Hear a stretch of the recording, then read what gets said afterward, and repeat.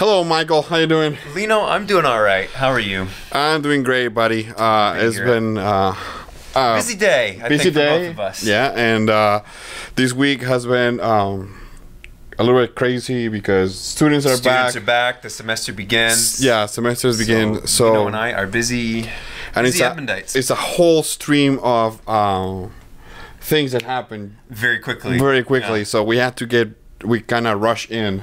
We rush it. It's not only things happen very quickly. It's we're used to having a couple of weeks where the pace is a little bit different, and then all of a sudden it's boom. So we'll get acclimated to it. 0 to 100 in 60 seconds. Oh, the quick acceleration. Absolutely. But we're here. We're making it work. It's great.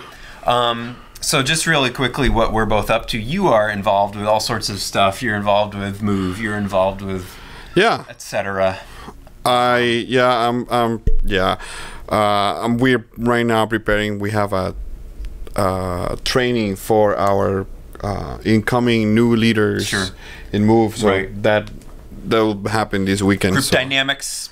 It's about communication.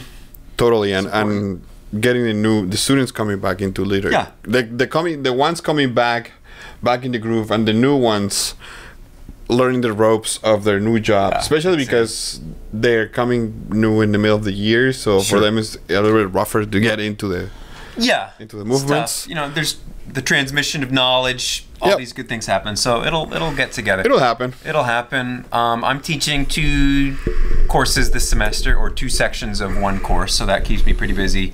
Out of trouble. Keeping me out of trouble. That and the ministry I do in Essex Junction and other things too. So between you and me, we're not, lacking things to do. So in lacking things to do, the Homilies Show, we're here. Welcome back. Hello. On a Wednesday. For you folks, before we go on, Michael and I, because of our things we're doing right now, it will be easier for us to do our show at 4:30. So we're going to starting today, and from now on we're going to start a half hour later than we usually did in our live broadcast, and you can watch the video afterwards at any time. So you know how to find us. You're good. It's great.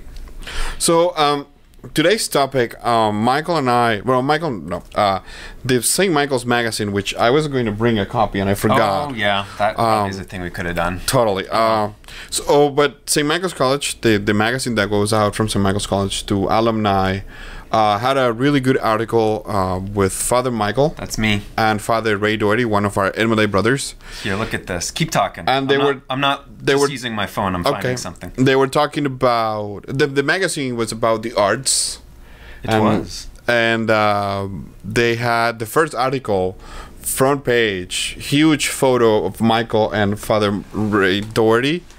There you go. Preaching as an art form. It's exactly. Me. It's great. They made an article about preaching as an art form. So I thought that because there's no major events in the church going on this week, and because we already talked about Ordinary Time and the Gospel of Mark, so I thought that a good idea to spend our time together today will be talking about preaching. Talk about a homily, what goes into it, what we try to do. Yeah, what the purpose of it is. So, not to put you in the spot. No. Go for it. Well, I think the purpose of a homily is to use the readings that the church gives us on that particular day, and to use that as a foundation point for a reflection on what is being told to us in the scriptures. So what's an eternal truth that's indicated there? Right. And that's, I think, the core of it, and the way to best illustrate that, in my opinion, and to bring something out of that, is to utilize the scriptural readings themselves, a little bit of personal experience if it's relevant, if you've heard something in your life experience that you think ties into it. A little bit of humor can help as well, something to try to engage people, hook it in. I mean, I think these are all good things. But the baseline foundation of it for me is essentially a way of unpacking what is being told to us in sacred scripture, and why is it relevant to us, and why bother? Why do we care, as it were? Yeah, exactly. Try to do that. When studying recently in doing our master's degrees, one of our teachers said that what is in the Bible, and particularly the Gospels, can be considered classics. So it have information that will be pertinent in any time in the world. But that information which is pertinent was addressed to the people of that time. Right, in their language. So the homily, or one of the purposes of the homily, is to break down that time barrier. Like Jesus was alive 2,000 years ago, and the reality of the world is completely different to our reality today. So if Jesus would say those same words, what he would have said to us today? Like in his time, it was a very agrarian society. Structured society. They didn't have the technology we have today. No, they did not. They have the way society was arranged was completely different.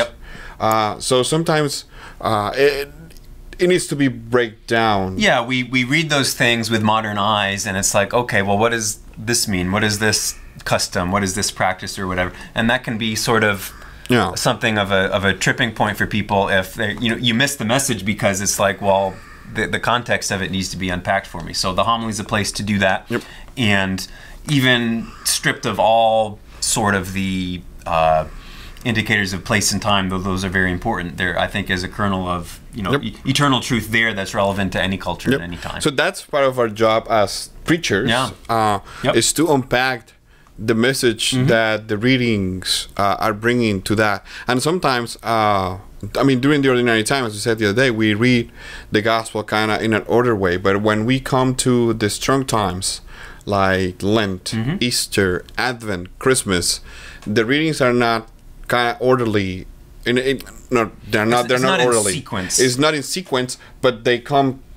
The church wants a particular meaning to convey. Right. So in our preaching, it's not only the exegesis. That's a big word that means interpretation or interpreting the text.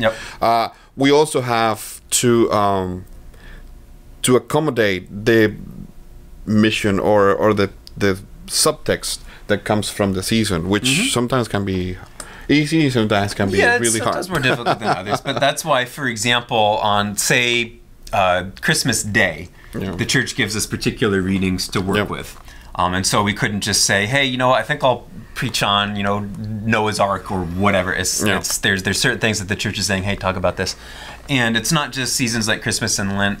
A lot of it, I guess, is the preacher's preference on what you want to do. So if it is, for example, the memorial or feast day of a saint, I try to use the readings to illustrate something about what that saint represents too. So there's a lot of different options for things that you can work with. I mean, it's a broad world that's out there.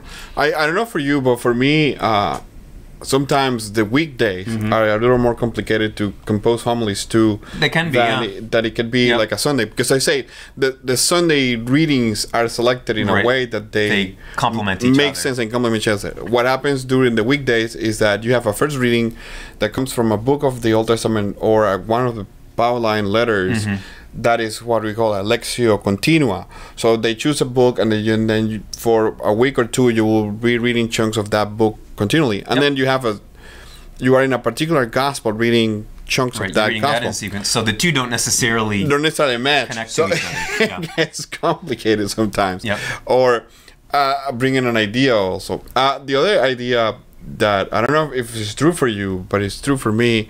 Sometimes I take the whole reading and try to bring the whole reading alive, but sometimes there's one sentence or even a few words that spike something on me, and I can go forever talking about that. Exactly. I think that's something that we share in common. Some readings are so rich, or as you say, there's something that just speaks to you, and you only have a limited amount of time to preach, so you want to hit something that you think will really work for you and for the congregation that you're speaking to. That's a reality of preaching too. It's something that takes place in space and time, and so you compose it in a way so that you are able to make a point and continue with it. And it's something that I don't thing we have said is it has to be relevant to our lives. Exactly. Ideally, yeah. That's what we hope to do. Hopefully, I mean, standing there and speaking for 10 minutes, something that people that it's in the pew don't care about. It's like, it's good to know your congregation, who you're speaking to, so you can, the snoring usually helps. Yeah, the snoring helps. And you say, oh, I guess I missed the mark on that one, or whatever. I don't know about you, Lino, but I can usually tell, even as I'm presenting, if something is connecting or not. Like, I can kind of sense if people are in tuned or if people are not listening. So after the fact, I can say, okay, this worked, or okay, this didn't work. It's always kind of a process of invention that way. Yeah, it has happened to me, not during the Mass itself that I've done it, but it has happened to me in 2 occasions, actually last year, that I had a homily ready to go. Yep. And then overnight, I thought something was not okay, something didn't click, or it felt forced. And I woke up in the morning and I rewrote my whole homily all over again. And one example of that was at the Feast of St. Edmund. I had my homily done like 2 days before the feast day because I knew it was a big day, but it didn't feel right. Yeah. And during the feast day, I remember I get here on my office and just rewrote the whole thing because it didn't feel right. And you want to try your best to get it right. I know this is something you and I share in common in the way that we think about homilies. You're up there in front of a bunch of people, and this isn't just a casual experience. This is, we believe this is very important. This is Mass, and you want to say something that works. You want to say something that connects, and that takes a little bit of preparation to do that. In all honesty, some days we're able to better prepare than others just based on what's going on in our lifetimes. But I think it is important that you want to at least strive to get it right and want to care about what it is. I feel bad if I feel as if I had wasted a congregation's time in some sense. And the other thing that has happened to me when I was working at the Essex Catholic community, because I have more time to prepare. Sure. What I used to do is that I prepare my homily and then I kind of memorize the main points, and I will preach it not from the ambo, but I will walk down among the people and I will preach by memory. So what that gave me was that I know there were some things that didn't work the first time I presented it, so I kind of downplayed it next time I preached. And then if something that really worked, I tried to move forward to that. Or if something made a comment that something that really impacted them, I tried to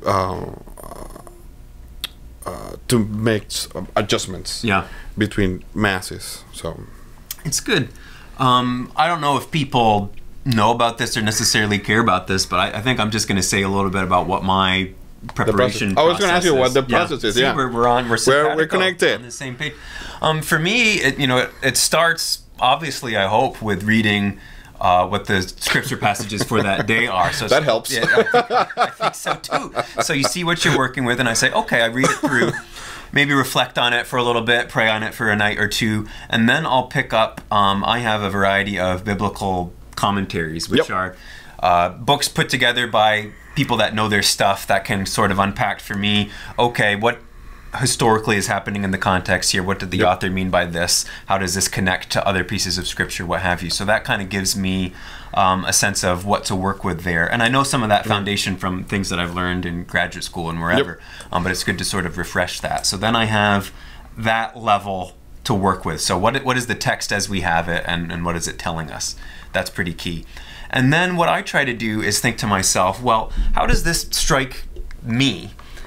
Does this bring something to mind? Does this remind me of an interaction that I had with somebody? Can I think of an event in history that this ties into? I like to do a lot of reading. I like to watch a lot of movies. So if I see something there in the world of art that I think connects to what it's being told in the scriptural story there, I'll try to kind of tie that in.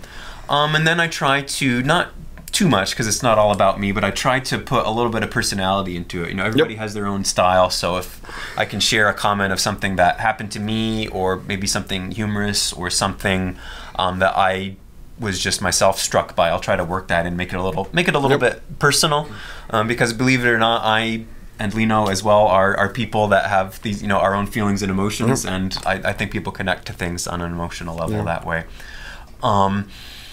For me, that's kind of it boiled down. It's just a bunch of reading and thinking and praying, and then when I start to type, things kind of come to mind for me. I follow a similar process like you do, and again, I also have like commentaries, and I have one particular that has a 3 years, the ABC years. Sure. That's handy. And it only has it has a little like a page or two of like the exegesis, the interpretation of the text, but also at the end of it has like two or three themes that run in the readings. That's handy. So it helps me to get and I do, like you say, like how does that strike me is something in my life, because the homily is not only for the people sitting on the pew, the homily is also for the two of us, or for the preacher trying to preach to ourselves. And I also, one thing that I try to do is try to look for a word or something that synthesizes my homily. Sure. Like, and people unintentionally had told me they remember my homilies because of that. Like, sometimes I use, like, I remember, like, at the beginning of last semester, I used the word scoreboard. I don't remember the word. I don't remember the readings. Context of it. I don't remember the homily at all, to be honest with you. But there is people that comes to me and say, I remember when you used the scoreboard. Or there was another homily that I told people the 3 things that Catholic have to do. I seriously don't remember.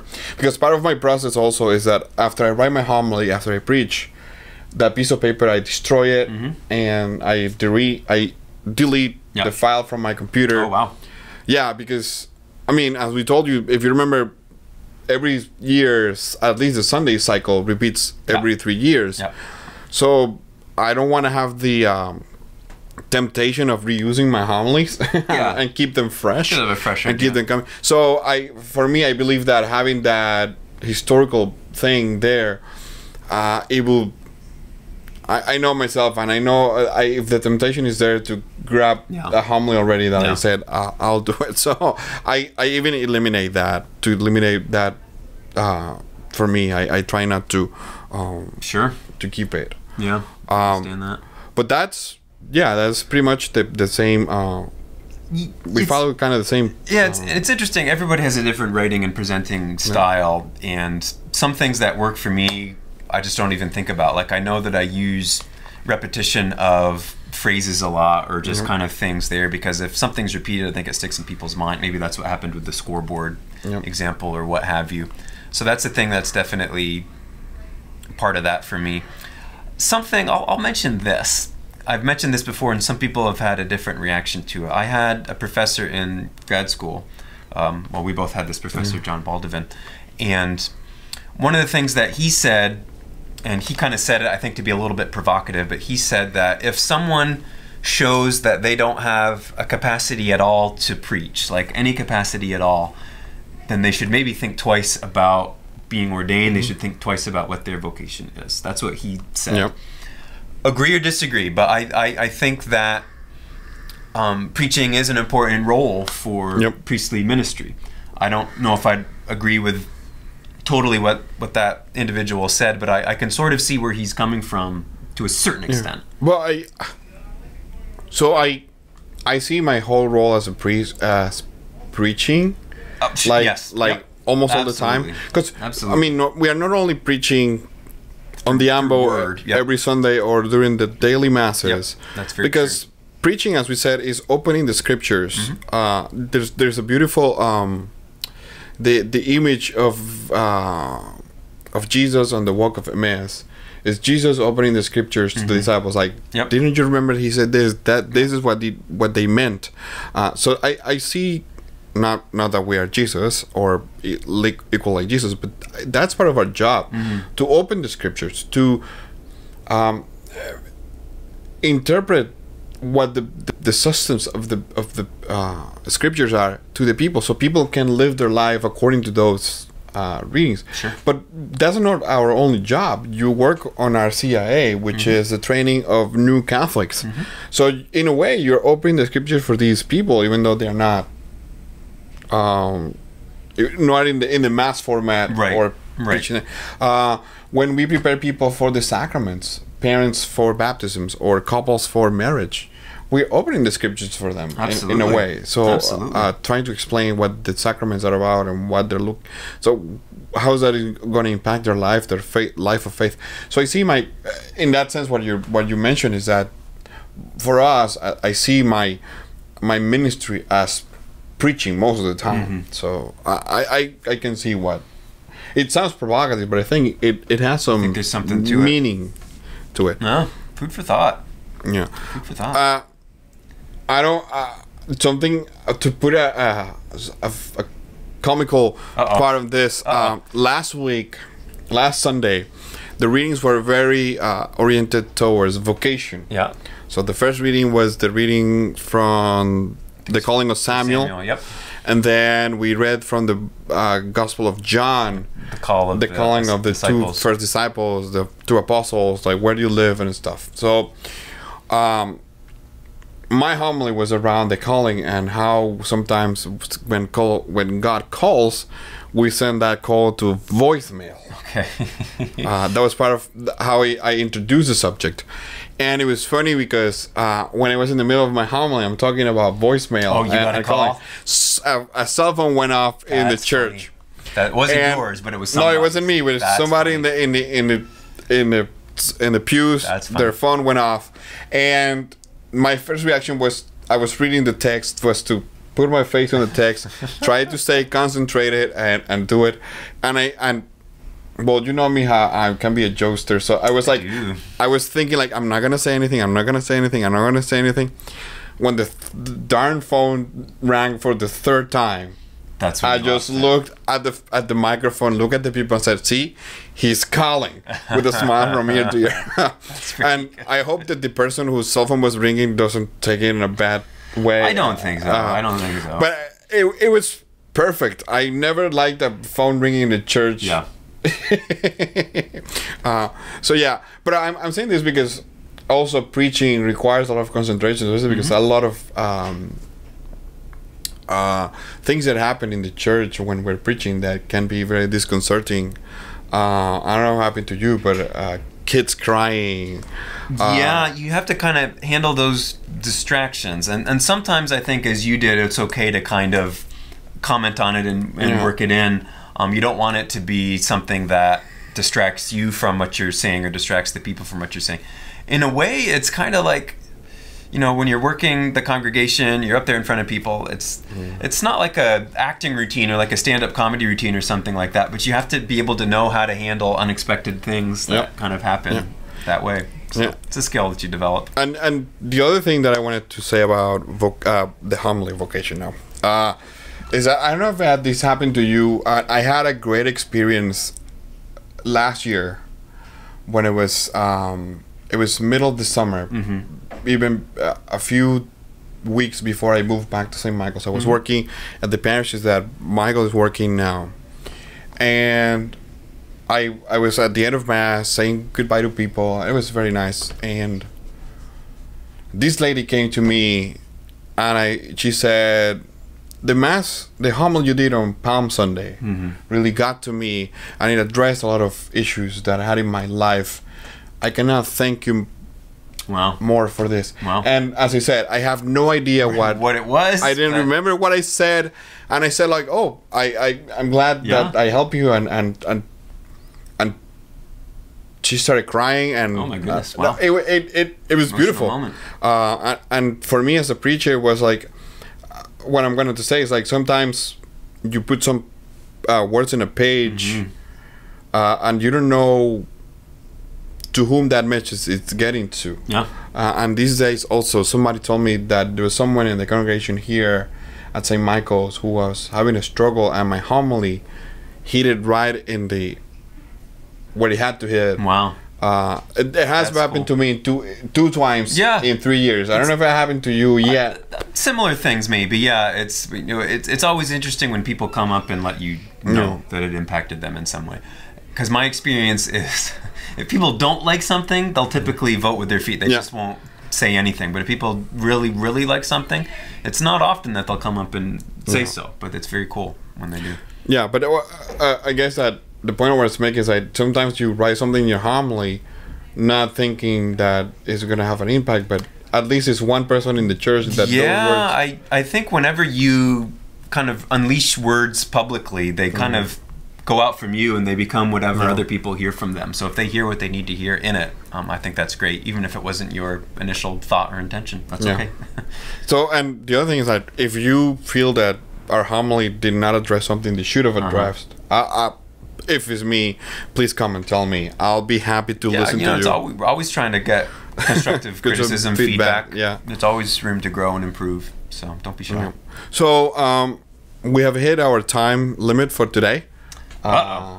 As usual, please subscribe if you haven't done so. Please. Rusking like it or dislike it, because that helps us. If we get a lot of likes, hooray! YouTube will tell other people about this. So if you really liked it, maybe somebody else would too. And get good homilies, or don't. We're trying. We're working on it. Yeah, and let us know what you think. So for me, and say goodbye. Farewell. Farewell. And we'll see you next week. Thanks for watching.